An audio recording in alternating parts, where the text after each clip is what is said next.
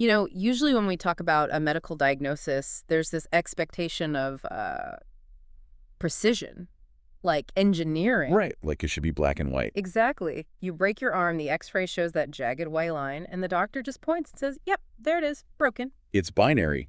Broken or not broken, it's clean and, frankly, I mean, it's comforting. We really like things to be visible and easily categorized. We do. But then you step into the world of dermatological and autoimmune conditions, and suddenly that x-ray machine is just, well, it's entirely useless. We're looking at a diagnostic landscape that is, honestly, it's murky. You're essentially looking at diagnostic muddy waters, which is exactly what we're wading into today for you, our listener, the ever-curious learner. Yes, welcome back. You brought us this incredible stack of medical sources, and our mission for this custom deep dive is to decode a really highly specific, incredibly important clinical question. Which is how to differentiate between three painful and, frankly, often profoundly misunderstood vulvar conditions. We're looking at lichen sclerosus, vulvar aphthous ulcers, and Behcet's disease. And the stakes for understanding this distinction, whether you're applying this to your own knowledge base or, a professional background, they are remarkably high. Oh, for sure. Because at first glance, these three conditions can look terrifyingly similar. They all present with severe distress, pain, and tissue disruption in a really highly sensitive area of the body. Right, but their underlying causes, their long-term risks, which can actually include cancer in one of these cases, and their treatments are radically different. And we really have to acknowledge the misdiagnosis factor highlighted in these sources, which is just heartbreaking to read about. It really is. When a clinician sees a sudden severe genital ulcer, the immediate, almost reflex assumption is often a sexually transmitted infection. Like herpes or syphilis. Exactly. And when it isn't an STI, that misdiagnosis leads to just massive, unnecessary physical and emotional trauma for the patient. Okay, let's unpack this. Because distinguishing these conditions really comes down to understanding how the immune system chooses to operate. Right, it has different speeds. Yeah, it can play this very slow, insidious long game, or it can stage a sudden, violent ambush. Let's look at the slow game first, what the literature calls lichen sclerosus, or LS. So lichen sclerosus is a chronic inflammatory skin condition. It moves incredibly slowly, featuring this relapsing and remitting course. And if we look at the demographics, it predominantly affects women, specifically around and after menopause. Right. However, the sources note a crucial caveat that I think often gets missed. Up to 15% of cases actually occur in prepubertal children. Wow, 15%. That's not a small margin. No, it's not. And the sources mention it's not exclusively a female condition either. It is about 6 times more common in females, but it can affect males. Particularly uncircumcised males, right? Where it causes phimosis, a severe tightening of the foreskin. Yes. But since our focus today is specifically on differentiating vulvar conditions, let's zero in on how it presents in women. We're not talking about a typical red, inflamed rash here. No, the visual descriptions in the medical atlas are really distinct. The skin becomes patchy, discolored, and fundamentally loses its thickness. The clinical term used is cigarette paper skin. Cigarette paper, wow. Yeah, or tissue that looks porcelain or ivory white. It's very thin and fragile. The distribution is also a major clue, right? It frequently forms this very distinct figure-of-8 pattern. Exactly, encompassing the vulva and extending down and around the anus.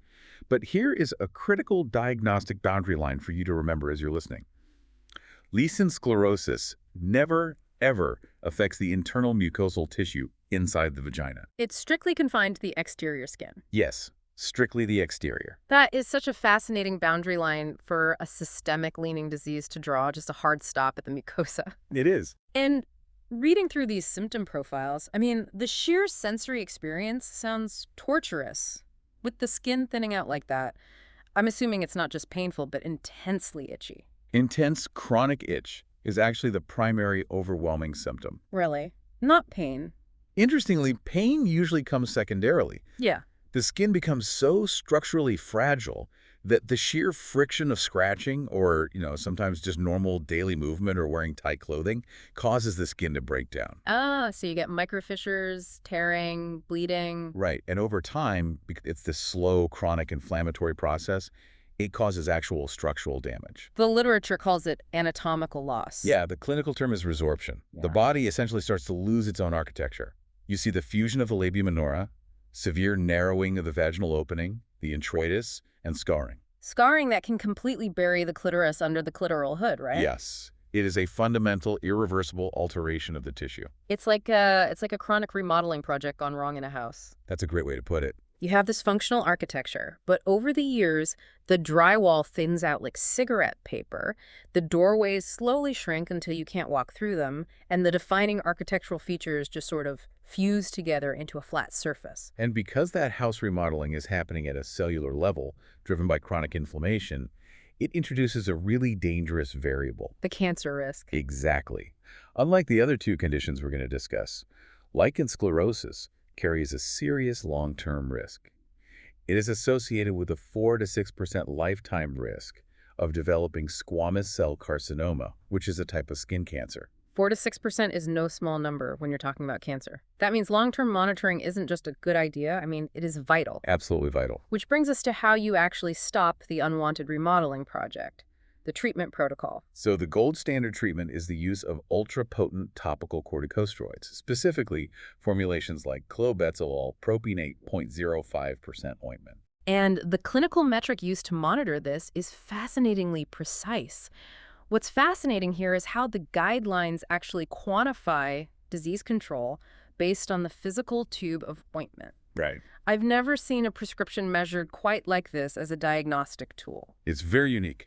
The British guidelines explicitly state that a standard 30-gram tube of this ultra-potent steroid should last a patient about 3 months during their initial treatment phase. Okay, or up to 6 months during the maintenance phase. Right, it's a built-in alarm system. If a patient requires more than 30 grams in that time frame, it implies the disease is poorly controlled and they need immediate clinical review. But using ultrapotent steroids comes with its own heavy baggage, right? Patients read the warning labels, they get terrified of skin thinning. Absolutely. Steroid phobia is a massive hurdle in dermatology. Patients fear steroid atrophy, which is the thinning of the skin caused by the medicine itself. Which is ironic since the disease also thins the skin. Exactly. But the clinician has to explain the biological balance here. You are weighing the hypothetical fear of steroid atrophy against the absolute certainty of disease progression. Right. If you undertreat LS, you guarantee that irreversible anatomical fusion. And you leave the door wide open for that squamous cell carcinoma risk. Wow. So with LS, the immune system is playing that slow, structural, long game. But reading these case studies, it's clear the immune system has another gear entirely. Oh, a completely different gear. Sudden, explosive demolition. Let's look at our second condition on the spectrum, vulvar aphthous ulcers. We are shifting gears here from a chronic, itchy burn to an acute, sudden, and just agonizing crisis. The sources essentially describe these as canker sores, but occurring on the vulva. The broad clinical umbrella term is non-sexually acquired genital ulcers, or NSAGU. Visually, these are terrifying for a patient to discover. I mean, they don't look like thin white paper. They look like open craters. Yeah, they are punched out, shallow but well-defined ulcers, usually 1 to 3 centimeters across, and they have this fibrinous, necrotic base. Meaning the tissue in the center of the ulcer is dead or actively dying. Right, which makes it look yellow, white, gray, or even black. And they are surrounded by a really sharp, angry red rim. And because of where they form, in the natural folds of the labia, you often get what the literature calls kissing lesions. Where one ulcer touches the opposite fold of skin. Right, and an identical ulcer forms on the other side, mirroring it. And the pain is described as extreme. It is. It's of sudden onset. And it can be so severe that it causes disarray, excruciating pain when urine touches the ulcer. The pain reflex can actually be so overwhelming that patients develop acute urinary retention. Yes. The nervous system gets so flooded by the pain of acidic urine hitting exposed nerve endings in that necrotic crater that it literally shuts down the sphincter's ability to relax. So the patient physically cannot urinate. Exactly. They require hospitalization and a catheter just to relieve their bladder. And here is the part of the source material that really stopped me in my tracks. There is a specific presentation of this called a Lipschitz ulcer. Yes, named after the dermatologist who first described it. And it primarily affects young females. The average age is 29, but it very frequently occurs in adolescents and teenagers who have never been sexually active. The psychological distress in these cases cannot be overstated. Imagine a teenager presenting to an emergency room with sudden, agonizing necrotic genital ulcers. The immediate clinical reflex from the staff is almost always to suspect a severe sexually transmitted infection. Particularly herpes.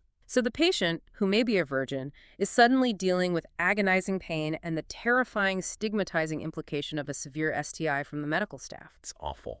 But if it's not an STI, what on earth is triggering this explosive demolition? Viruses.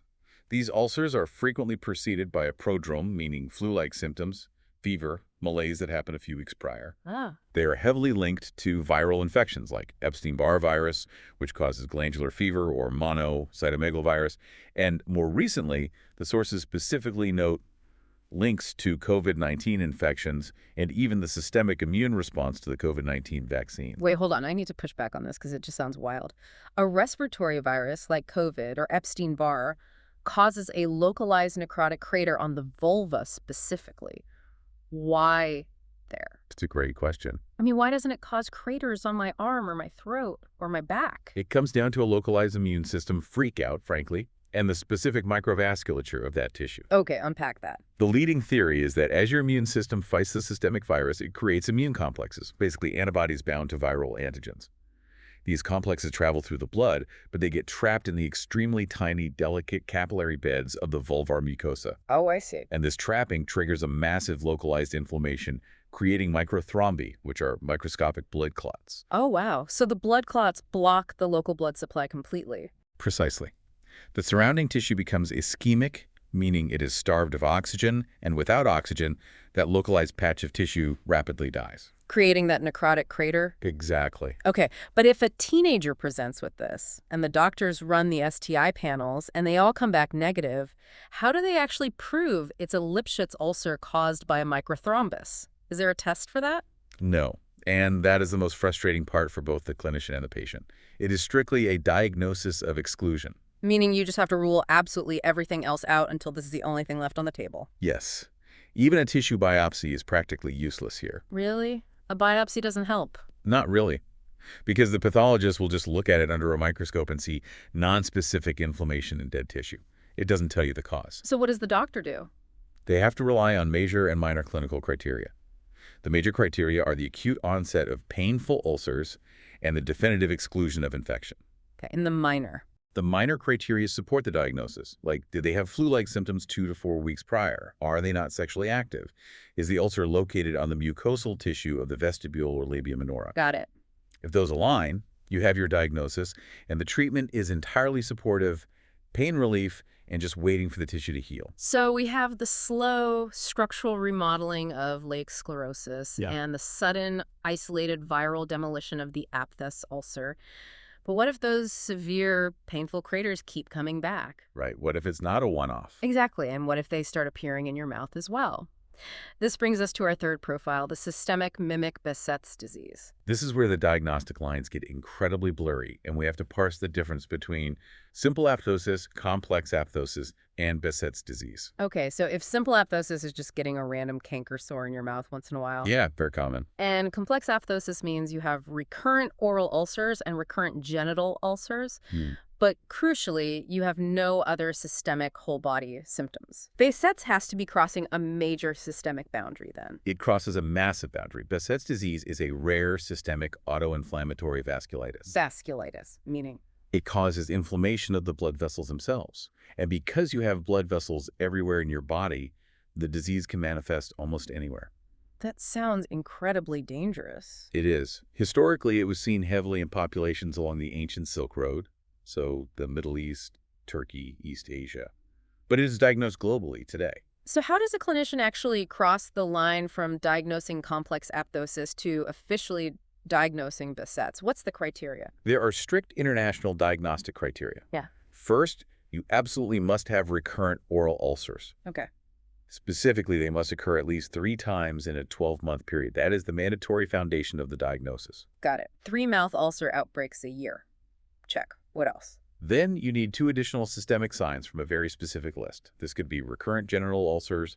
It could be severe eye inflammation, specifically uveitis. Eye inflammation. Yeah, because the uvea in the eye has a really rich, delicate blood supply.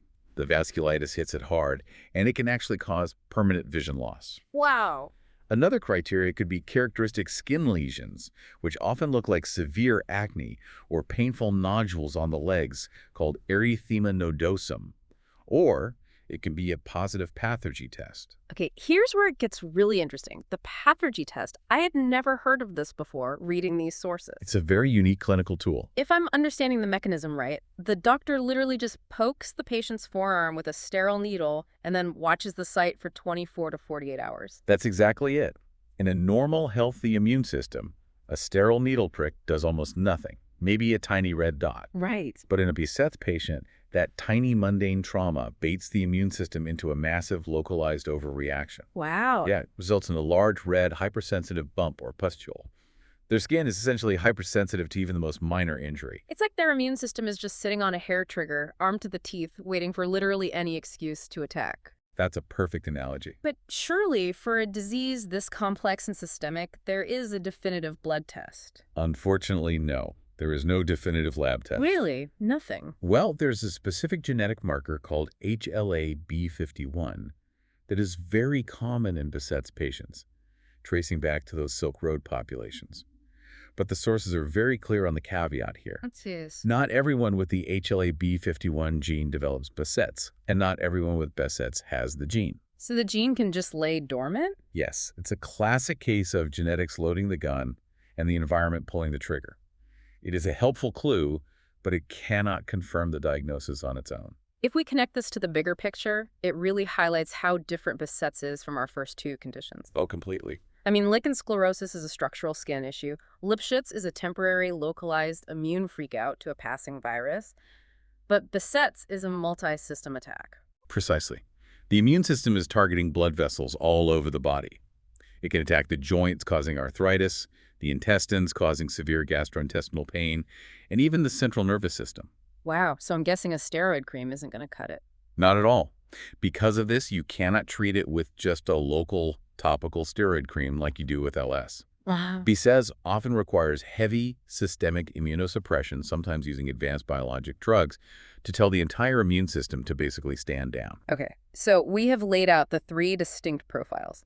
The slow chronic architect, the acute viral invader, and the systemic blood vessel mimic. Right. But now let's step into the shoes of the clinician, the diagnostic detective work. When a patient walks into the clinic, how do they actually synthesize this and tell them apart in real time? It comes down to piecing together three main clinical clues. You're looking at the timeline, the patient demographics, and the exact location of the symptoms. Okay, let's run a few scenarios based on the sources. Timeline and age. If a 6-year-old postmenopausal woman comes in with a years-long history of slow, maddening itch and skin that looks like thin, white tissue paper. Your primary suspect is lichen sclerosus. Yeah. The slow, chronic timeline and the age demographic fit the profile perfectly. Okay, scenario 2. A 16-year-old girl is brought to the ER in absolute agony with a sudden necrotic crater on her labia, and she mentioned she had a bad case of glandular fever a few weeks ago. You are looking at an acute aphthous ulcer, highly likely a Lipschitz presentation. Because of the suddenness. Right, the suddenness, the youth, and that vital viral prodrome are classic markers of the microthrombin mechanism we discussed. And finally, a 28-year-old comes in. They have a painful genital ulcer today, but upon questioning, they mention they also get terrible canker sores all the time, their knees ache constantly, and their vision has been blurry lately. That constellation of symptoms immediately points toward Behcet's disease. The recurrence of the ulcers and the systemic involvement, specifically the joints and the eyes, are the major red flags for vasculitis. The location of the tissue damage is also a huge clue, right? We mentioned this earlier, but it is worth repeating because it's such a stark anatomical boundary. It is a critical differentiator. Remember, lichen sclerosus never affects the inside of the vagina. Right. It stays on the exterior keratinized skin and often wraps around the anus. Aphthous ulcers and Behcet's lesions, however, prefer the mucosal tissue. They thrive in the moist inner environment of the vestibule and the labia minora. You know, my immediate instinct when hearing about mysterious tissue damage or any sort of strange ulcer is to just biopsy it. Natter. Cut a tiny piece off, put it under a microscope, and get a definitive answer from a pathologist. But the sources suggest that's actually a trap here. It's a mixed bag, really. For lichen sclerosus, a biopsy is highly recommended, especially to confirm the diagnosis and to ensure there is no squamous cell carcinoma hiding in the altered tissue. Okay, so good for LS. What are they looking for? The pathologist will see very specific markers: epidermal atrophy, which is the thinning, and hyalinization, which is the thickening of the collagen beneath it. But for an aphthous ulcer or Behcet's? The biopsy is pretty much useless. Because the pathologist just sees the aftermath of the explosion, right? Exactly. They just see necrosis and nonspecific inflammation. Hmm. The biopsy won't tell you if the ulcer was caused by a recent bout of Epstein-Barr virus, creating a microthrombus, or if it's the systemic blood vessel inflammation of lifelong basis disease. So what does this all mean for you, the listener, or for a clinician actually standing in front of a patient in pain? Why does knowing the limits of a biopsy matter? It means that accurate diagnosis relies entirely on the clinical history. The clinician cannot just look at the local tissue. They have to zoom out and look at the whole patient. Ask the right questions. Exactly. Have you had mouth ulcers? Are your eyes hurting? Did you just have a fever? And it highlights why conditions like Behcet's and lichen sclerosus require a multidisciplinary team, or MDT. Right, getting everyone on the same page. You might need a dermatologist looking at the skin, a gynecologist looking at the anatomy, a rheumatologist managing the systemic immune system, and an ophthalmologist checking the eyes, all communicating to get the full picture. It is incredible how interconnected it all is. Let's recap the journey we've just been on. We started with lichen sclerosus, the chronic, itchy structural changer that slowly remodels the tissue through resorption and requires diligent, quantified steroid management to prevent cancer. Right. Then we met the vulvar aphthous ulcer, specifically the Lipschitz presentation, the sudden, agonizing viral aftermath causing microclots that requires supportive care, pain management, and immense psychological reassurance that it is not an STI. Yes. And finally, Behcet's disease, the systemic recurring autoinflammatory mimic that uses the blood vessels to wage a whole-body attack, requiring systemic immune management. This raises an important question, one that really sits at the frontier of how we understand autoimmune disease as a whole. Lay it on me. Think about the mechanisms we just explored. The fact that a seemingly mundane respiratory virus, like a common bout of EBV or COVID-19, can somehow trick the immune system into depositing complexes in the vulva, leading to localized tissue destruction. It's wild to think about. Or consider the HLA-B51 gene, which can lay completely dormant in a person's DNA for decades until some unknown environmental trigger suddenly flips a switch, causing systemic vasculitis and Behcet's. Right. It reveals just how deeply interconnected and, frankly, how fragile the human immune system really is. It's like the immune system is a highly trained guard dog, but sometimes it gets confused by a shadow and destroys the living room. Yeah. And other times it just decides the structural integrity of the entire house is the enemy. Precisely.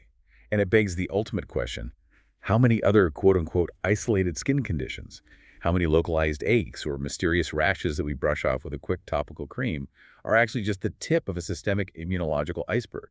We are only just beginning to map the deep currents of how viruses and genetics converse with our immune cells. It brings us right back to where we started. That comfortable binary X-ray machine is broken. The water is muddy, but the deeper we dive into the mechanisms, the microthrombi, the genetic markers, the cellular remodeling, the more the mud starts to settle. Thank you to you, the learner, for bringing us this incredible stack of research. Keep asking these complex questions and keep diving deep into the fascinating interconnected mysteries of the human body.